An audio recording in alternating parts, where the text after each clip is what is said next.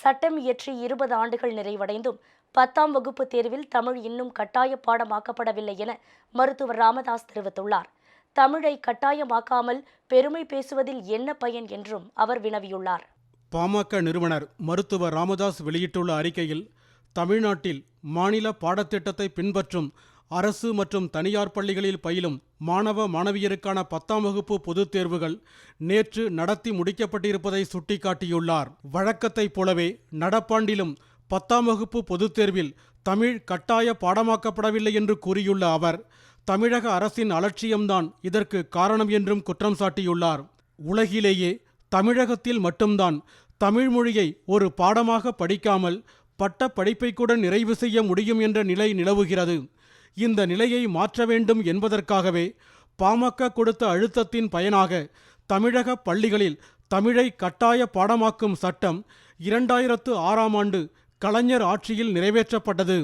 அந்த சட்டத்தின்படி 1ஆம் வகுப்பு முதல் தமிழ் கட்டாய பாடம் நீட்டிக்கப்பட்டு 2025-26ஆம் ஆண்டில் 10ஆம் வகுப்பு பொதுத் தேர்வில் அனைவருக்கும் தமிழ் கட்டாய பாடம் ஆக்கப்பட்டிருக்க வேண்டும். ஆனால் அது நடக்கவில்லை. தமிழ் கட்டாய பாட சட்டம் இயல்பாக நடைமுறைக்கு வந்திருந்தால் நடப்பாண்டில் தொடர்ந்து 11ஆம் ஆண்டாக 10ஆம் வகுப்பு மாணவ மாணவியர் தமிழ் பாடத்தேர்வை எழுதியிருப்பார்கள். தமிழை ஒரு பாடமாக தேர்வு செய்யாமல் தமிழ்நாட்டில் எந்த பள்ளியிலும் படிக்க முடியாது என்ற நிலை உருவாகியிருக்கும். அத்தகையதொரு அரிய வாய்ப்பை தமிழகத்தை கடந்த 11 ஆண்டுகளாக ஆட்சி செய்த அரசுகள் தவறவிட்டுவிட்டன. தமிழ் கட்டாய பாடச்சட்டத்திற்கு எதிராக சென்னை உயர்நீதிமன்றத்திலும் பின்னர் உச்சநீதிமன்றத்திலும் தனியார் பள்ளிகள் தொடர்ந்த வழக்குகளின் காரணமாக 10ஆம் வகுப்பு பொதுத் தேர்வில் தமிழ் கட்டாய பாடமாக்கப்படுவது தாமதமாகிக் கொண்டே வந்தது. உச்சநீதிமன்றத்தில் நிலுவையில் உள்ள வழக்குகள் விரைவாக விசாரிக்கப்பட்டால் தமிழக அரசுக்கு சாதகமாக தீர்ப்பு வழங்கப்படுவதற்கும் அதன் அடிப்படையில் தமிழ் கட்டாய பாடமாக்கப்படுவதற்கும் வாய்ப்புகள் இருந்தன. ஆனால் கடந்த 2 ஆண்டுகளாகவே அந்த வழக்கை விசாரணைக்கு கொண்டுவர எந்த நடவடிக்கையும் எடுக்காமல் தமிழக அரசு கோட்டை விட்டுவிட்டது.